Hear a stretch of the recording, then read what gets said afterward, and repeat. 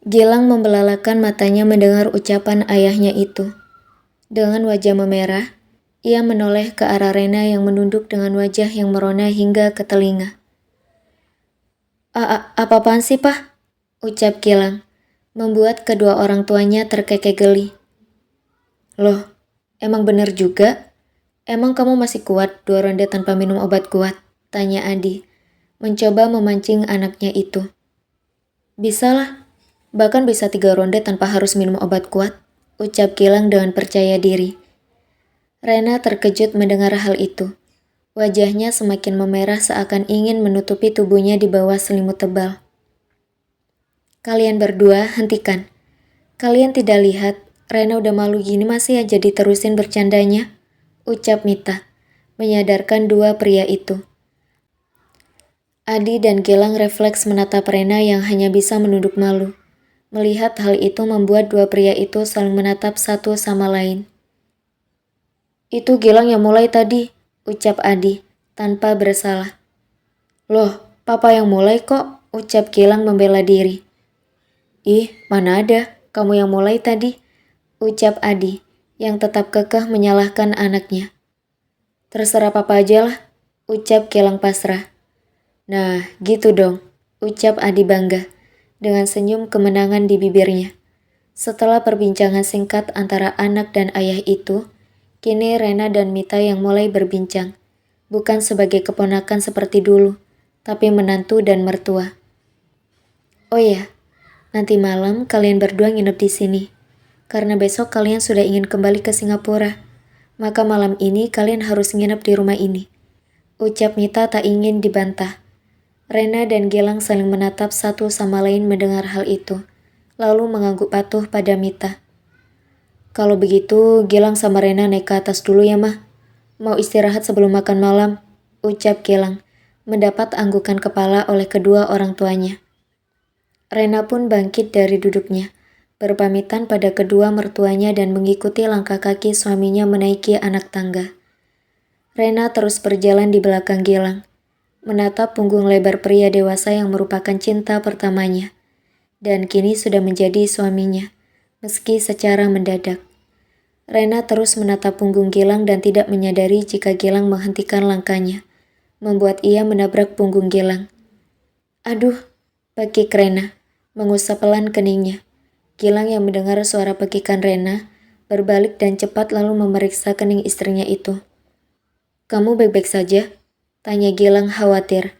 Rena terdiam sejenak melihat hal itu, lalu tersenyum dengan wajah merona. Iya, tidak apa-apa kok, ucap Rena, berusaha menghindari tatapan mata Gilang. Gilang menghela nafas lega, lalu berbalik dan membuka pintu kamarnya. Rena mengikuti langkah Gilang memasuki kamar itu, menatap sekeliling dengan takjub dan terkejut saat tanpa sengaja matanya menangkap sesuatu yang membuat keningnya mengerut. Kamu tunggu di sini, aku mau mandi dulu, ucap Gilang, memasuki kamar mandi. Rena hanya mengangguk patuh, lalu kembali menatap sesuatu yang mengganggu pikirannya sejak masuk kamar itu. Rena melangkahkan kakinya perlahan mendekat ke meja di dalam kamar Gilang, melihat foto yang ada di atas meja dengan bingkai foto yang terawat. Rena mengulurkan tangannya meraih bingkai itu, menatap lama foto dua orang yang ada di bingkai tersebut. Bukankah ini Mami? Batin Rena saat melihat jelas foto itu. Ini benar-benar Mami saat masih muda. Lalu di sampingnya ini, Mas Gilang. Jadi Mami dan Mas Gilang sudah kenal dari SMA. Mereka ada hubungan apa sampai berfoto berdua seperti ini? Sangat terlihat kalau Mami masih kaku berfoto dengan Mas Gilang. Batin Rena menatap terus foto itu dan tanpa sadar sudah ada Gilang yang berdiri di belakangnya. Rena tersentak saat tiba-tiba Gilang menyita bingkai foto itu. Mas Gilang udah selesai mandinya? Tanya Rena dengan nafas yang tidak beraturan karena terkejut. Jawab Gilang singkat, kemudian berbalik menjauh dari Rena dengan membawa bingkai foto itu. Rena terus menatap ke arah Gilang yang perlahan-lahan memasukkan bingkai foto itu ke dalam lemarinya. Mengambil pakaian lalu menutup lemari itu rapat-rapat. Mas sama Mami udah kenal dari SMA ya? Kayaknya deket banget. Ucap Rena, membuat tubuh Gilang mematung tepat di ambang pintu kamar mandi, berniat masuk untuk memakai pakaian. Ya begitulah, jawab Gilang, lagi-lagi dengan singkat. Sebenarnya ada apa? Batin Rena, mulai sedikit penasaran dengan hubungan ibu dan suaminya dahulu. Pukul 7:30 malam, Rena sudah duduk manis di samping Gilang, menyantap makan malam buatan ibu mertua sekaligus neneknya. Makan banyak-banyak Rena, biar ada tenaga buat olahraga malam nanti, ucap Mita dengan cekikikan. Batuk Gilang, dengan cepat meraih air putih di sampingnya dan meminum hingga setengah. Rena dengan sigap mengusap punggung suaminya dengan mulut yang mengunyah. Gilang menatap tidak percaya pada ibunya, sedang Rena yang tak tahu apa yang dimaksud oleh ibu mertuanya, hanya bisa dia menatap kedua mertuanya yang cekikikan. Emang di rumah ada alat olahraga ya, Mah? Tanya Rena dengan polosnya. Adi dan Mita terdiam seketika mendengar ucapan menantu mereka, dan sedetik kemudian tertawa keras. Rena mengerjapkan matanya beberapa kali, bingung dengan kedua orang tuanya yang tiba-tiba tertawa lepas. Padahal kan ia hanya bertanya. Gilang menghembuskan nafas lega, karena Rena yang tak mengerti maksud dari ucapan ibunya. Alhamdulillah, Rena masih polos. Batin Gilang berucap syukur. Mita dan Adi menyentuh perut mereka yang sakit akibat tertawa, lalu menatap menantu mereka yang terlihat menanti kepastian. Olahraga malam tidak perlu alat olahraga, Rena. Cukup tempat tidur aja. Abis itu matiin lampu, cukup nyalain lampu di atas meja. Tenang aja, kamar Gilang kedap suara, jadi suara kamu tidak akan terdengar dari luar. Jelas Mita, lalu menahan tawa melihat ekspresi wajah Rena yang seolah tengah mencerna ucapannya. Rena mengerutkan keningnya, semakin bingung dengan yang diucapkan oleh mertuanya.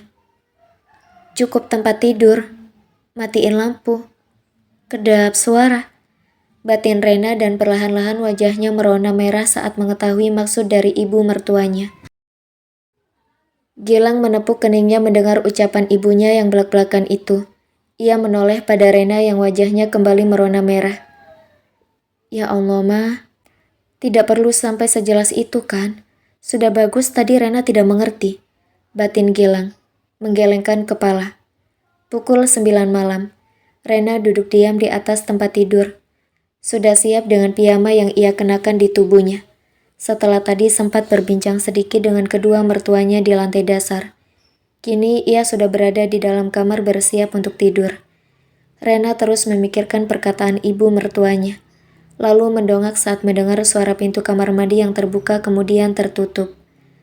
Rena menatap Gilang yang perlahan-lahan mendekat ke arahnya. Sudah rapi dengan piyama tidur berwarna coklat. Rena menelan salivannya dengan susah payah. Semakin dekat Gilang ke tempat tidur, semakin gugup pula dirinya. Mas mau ngapain? Tanya Rena, saat Gilang mengambil satu bantal di atas tempat tidur. Kamu tidur di sini, aku tidur di sofa. Ucap Gilang dengan senyum di wajahnya, lalu berjalan mendekat ke arah sofa yang ada di dalam kamarnya. Rena hanya bisa diam melihat hal tersebut, lalu tersenyum kecut dan mengambil selimut di lemari kecil sampai tempat tidur. Rena berjalan mendekat ke arah Gilang yang sudah siap untuk tidur, lalu memberikan selimut itu pada Gilang. Terima kasih Rena, ucap Gilang yang dibalas senyuman oleh Rena. Rena pun berbalik mendekat ke tempat tidur, menidurkan perlahan tubuhnya. Rena tidur miring membelakangi Gilang, mencoba untuk menahan sesak di dada sambil bertanya dalam hati.